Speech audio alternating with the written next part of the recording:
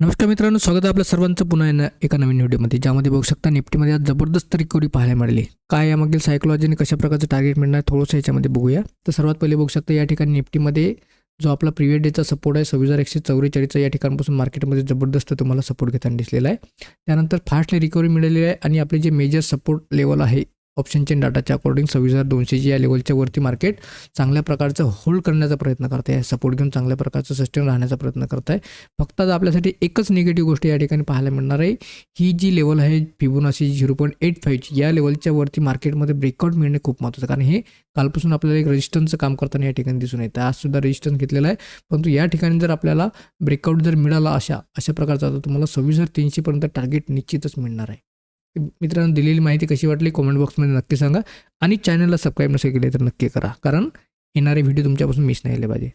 लवकरात लवकर चॅनलला सबस्क्राईब करा.